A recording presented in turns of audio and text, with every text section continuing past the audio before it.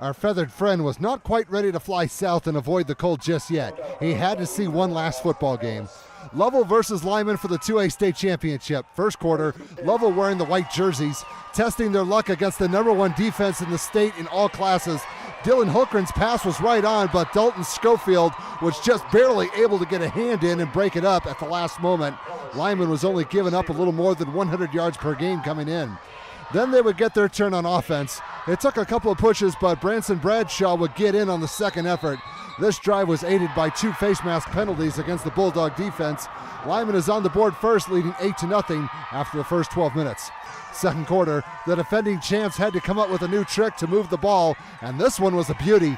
Hulkren was scrambling, and then he says, "Go fetch," into triple coverage, and somehow Ryan Clark made the catch for a 35-yard pickup all the way down to the 12-yard line, and that Bulldog earned himself an extra treat. A few plays later, here comes the big dog, Dino Collins, the leading touchdown scorer in the state in all classes. 1 yard is easy for him, and his team's only down 8-7. Now, one thing that Lyman is not too well known for this season was passing, and here's an example why. Bradshaw's pass never had the distance to get to the intended receiver.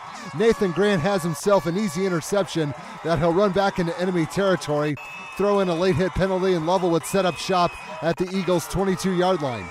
A couple of plays later, and a 10-yard holding penalty against Lovell, they'd cash in. Hulkren swings the pass out to Collins, and watch the moves by the senior. This guy is a state champion wrestler.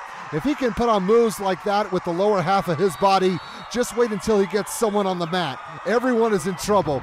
34 yards to pay dirt, and that will help his team take the lead. The score is now 14-8. This is the first time all season that Lyman has trailed, but they kept it together.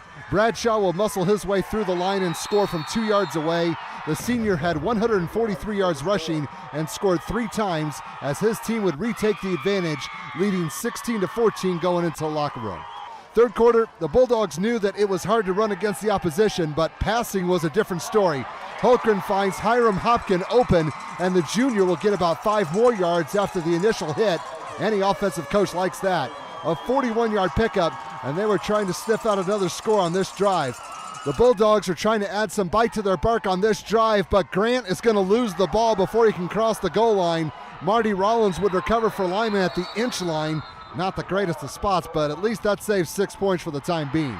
A couple of possessions later, the Eagles were starting from their own 20 and did not get far.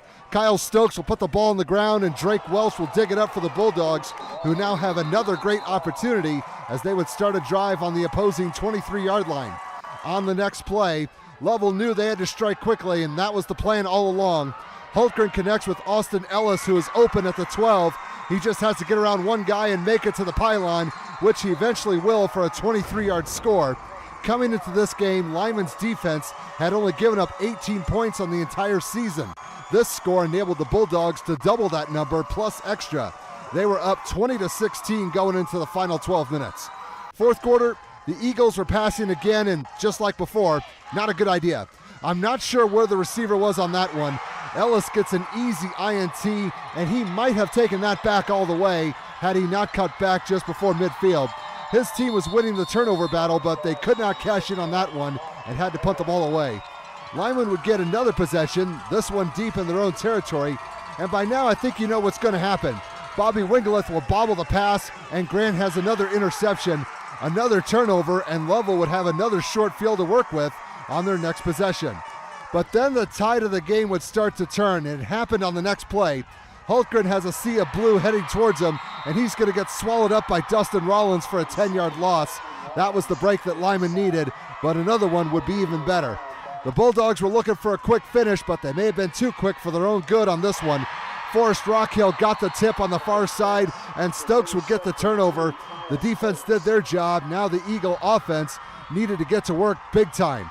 And they did. A 15-play, 79-yard drive that took more than 5.5 minutes to complete. Bradshaw's in that pile somewhere. The refs just needed to sort through to see if the ball broke the plane of the goal line, and they would raise their hands because they were sure. 2-point conversion no good, so Lyman was hanging on to a 22-20 lead with 43 seconds to go. That's enough time for Lovell to mount a drive and get into field goal range. Hultgren ended up with 216 passing yards, but Schofield's going to leap up and steal this one. That Eagle just earned his wings because that interception would seal the deal. Lyman would avenge last year's title game loss and take home this year's trophy. 22-20 was the final score. The Eagles finished the season with an undefeated 11-0 record.